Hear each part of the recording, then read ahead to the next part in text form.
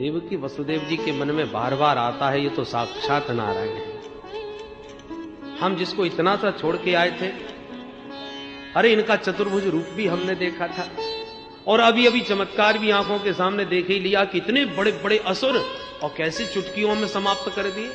ये तो साक्षात जगदीश्वर है। देवकी वसुदेवश्च विज्ञाय जगदीश्वर, जगदीश्वर जान करके भगवान की तरफ हाथ जोड़ने लगे।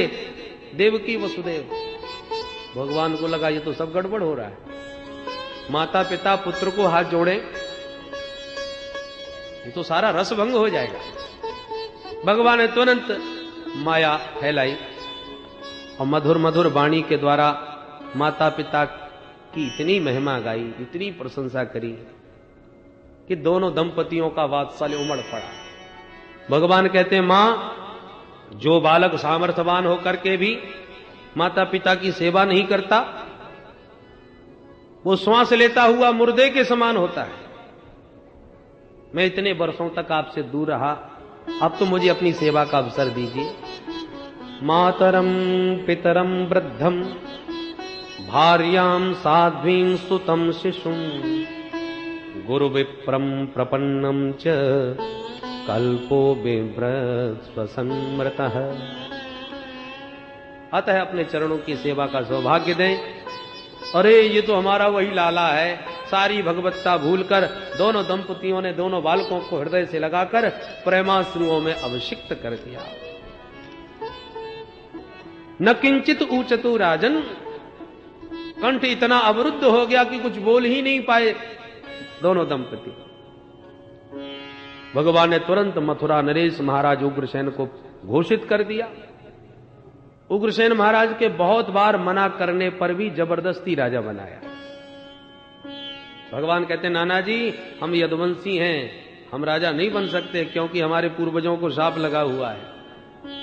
यजाति मुनि के यजाति जी के शाप से, यजाति शापात यदुवीर नासितव्यम नृपासन, अतः सिंहासन पर तो आपको ही विराजमान होना है, हम आपके सचिव बनके आपके साथ रहेंगे। उग्रसेन महाराज को घोषित कर दिया मथुरा नरेश। अब जितने यदुवंशी इधर उधर भाग गए थे डर के मारे कंस के, उनको लगा कि अरे हमारे महाराज फिर सत्ता पर आसीन हो गए, तो लौट लौट के वापिस अपने घरों में चले आए। जितने भी यदुवंशी बेचारे जंगलों में भटकते भटकते डेढ़ हड्डी के कमजोर हो गए थे, घास खा खा के गुजारा कर रहे थे, जो एकदम बुढ़े हो गए थे, मुंह पोपला हो गया, दाढ़ी निकले आई सफेद, परंतु जब उन्होंने लौट करके गोविंद के मुख छटा का दर्शन किया, माधुरी मूर्ति की मुस्कान का अवलोकन किया, तो जितने बुढ़े थे सब जवान हो गए, जितने डेढ़ हड्डी के कमजोर हो गए थे सब पहलवान हो गए, सबको जोश आ गया। अब हमारे कृष्ण कन्हैया, हमारे मथुराधीश प्रभु आ गए, अब हमें किसी का डर नहीं। ये भगवान के केवल दर्शन मात्र का चमत्कार है। तत्र प्रवयसोप्यासन युवानोति बलौजस पिबन्तोक्षैर मुकुंदस्य मुखाम्बुज सुधाम्बुः।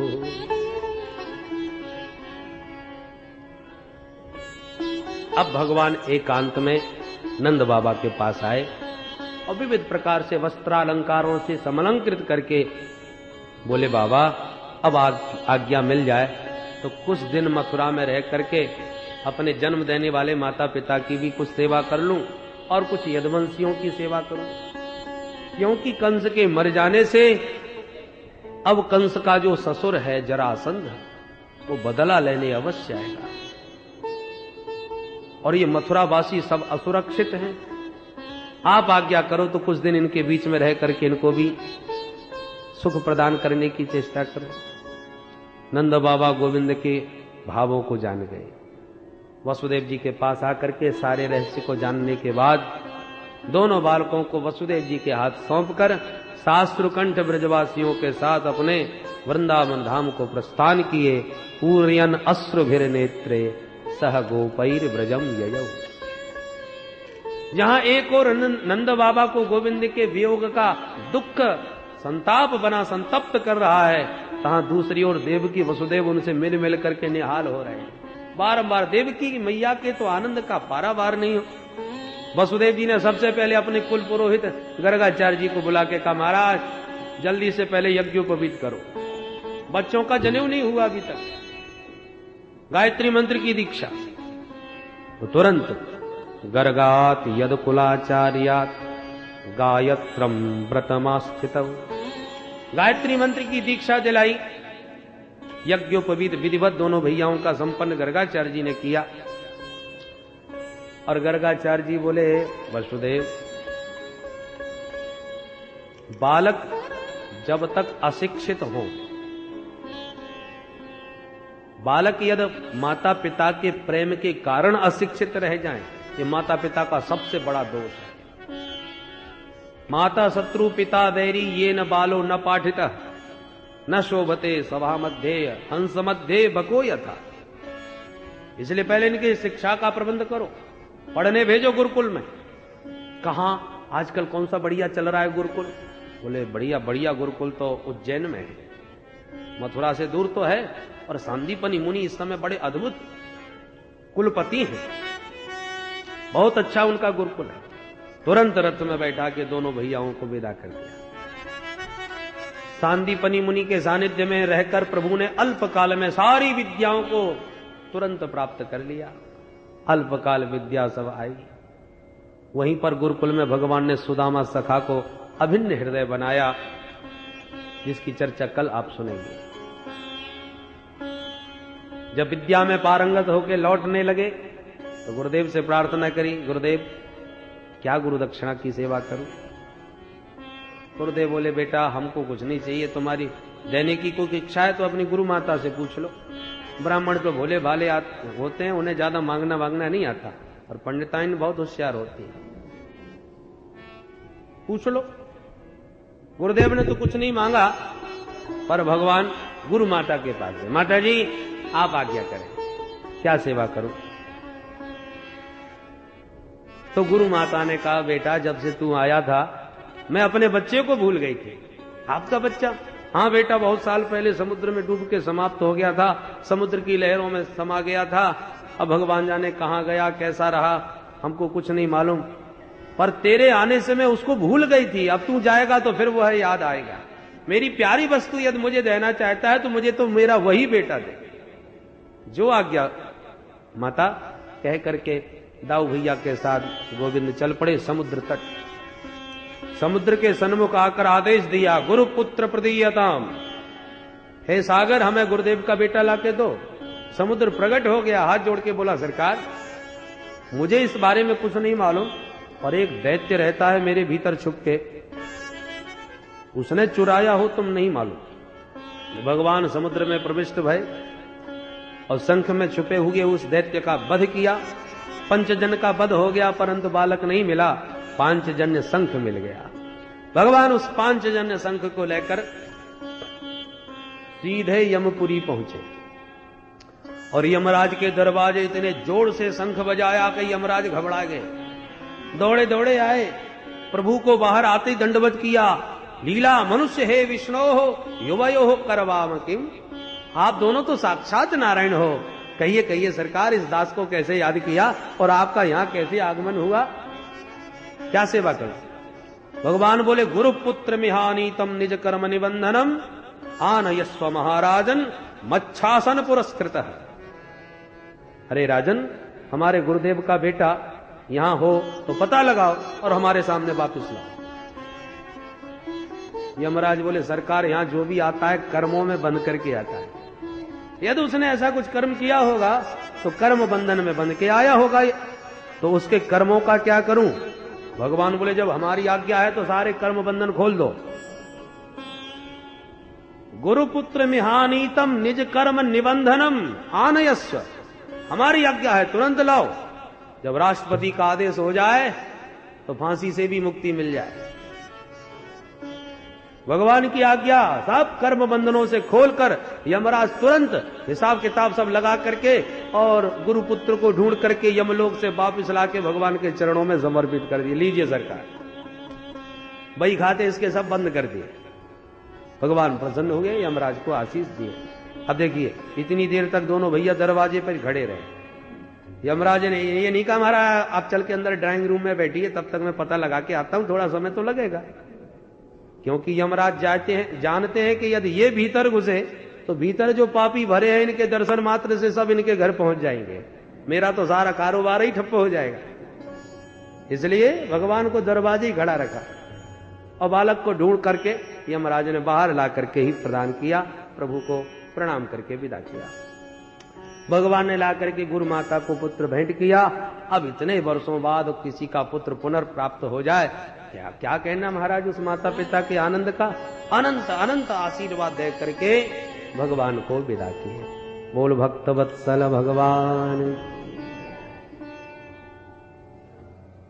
भगवान लौट करके मथुरा आए और पूरे 14 वर्ष तक रहे, परंतु गोपियों को ब्रजवासियों को दिया हुआ परसों लौटने का वचन इतने वर्षों में भी पूरा नहीं हुआ। भगवान आखिर क्यों नहीं गए, ये बड़ा ही सबके मन में प्रश्न उठता है। झूठ क्यों बोले, यदि नहीं आना था उनको आसान्वित क्यों किया, और वचन दिया था तो निभाया क्यों नहीं। किसी कारणवश यदि नहीं भी जा सके, सर्वदा के लिए वृंदावन जाना असंभव था तो एक दिन के लिए चले जाते।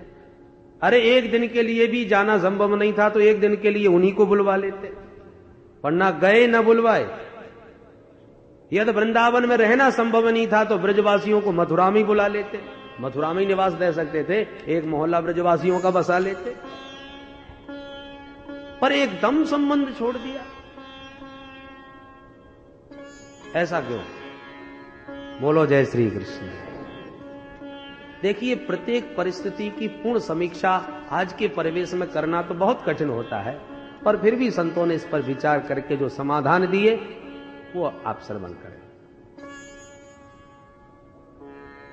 पहला कारण तो यह है कि कंस को मारते ही जो कंस का ससुर जरासंध है वो कट्टर दुश्मन बन चुका है, और उस समय जरासंध जैसा शक्तिशाली राजा कोई दूसरा नहीं था।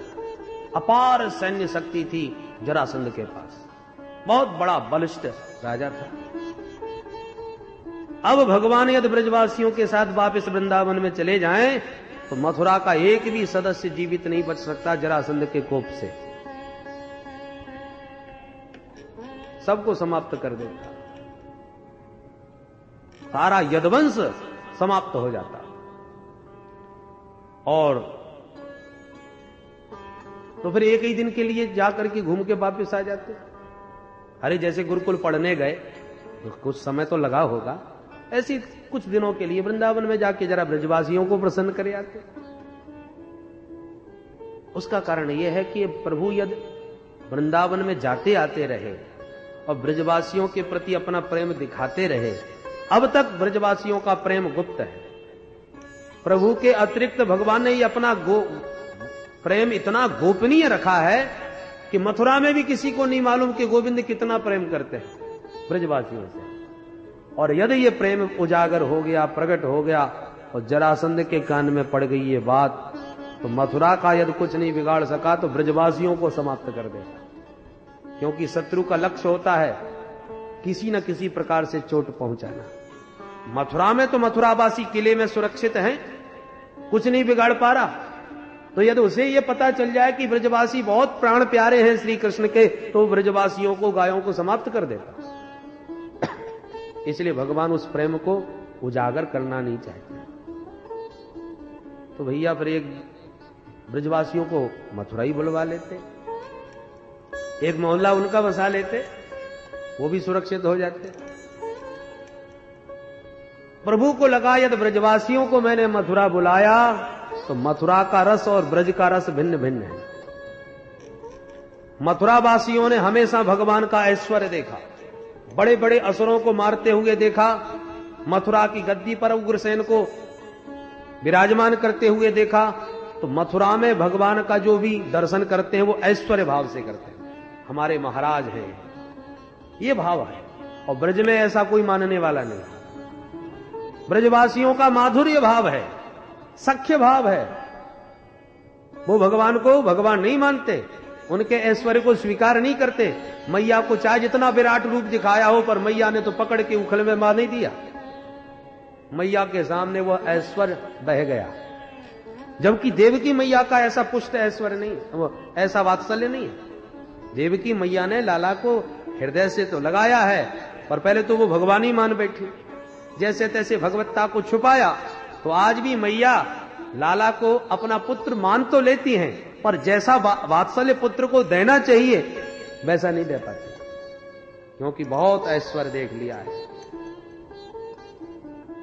तो ऐश्वर्य मिश्रित भाव है मथुरावासियों का, और माधुर्य से परिपूर्ण भाव है ब्रजवासियों का। अब भगवान उद्धव जैसे ज्ञानी प्रबुद्ध सखाओं के बीच गोष्ठी में बैठे हो, और वहां पर मधुमंगल आदि श्रीराम आदि का आके बोले चल कन्हैया कबड्डी खेलेंगे, तो बोलो कितना बड़ा रसाभास हो जाता, विरोध हो जाता, माधुर्य और ऐश्वर्य रस में टकराव हो जाता। उद्धव जैसे ज्ञानियों को यह व्यवहार तनिक पसंद नहीं आता। तो प्रभु को लगा वन का पुष्प वन में ही सुंदर लगता है, घर में तोड़ करके ले आओ तो मुरझा जाता है। भगवान को लगा कि जो माधुर्य जो प्रेम ब्रजवासियों में उस वृंदावन के बीच है, उसे मथुरा में ला करके ऐश्वर्य मिश्रित इन भावनाओं के बीच में उसका टकराव ना हो जाए, इसलिए भगवान ने ब्रजवासियों को ब्रज में ही रखना उचित समझा। बहुत सारे ऐसे अनेक कारण हैं जिसके कारण न तो भगवान उनको बुला पा रहे हैं, न उनसे मिलने जा पा रहे हैं, पर जो गोपियों का ब्रजवासियों का प्रेम हृदय में है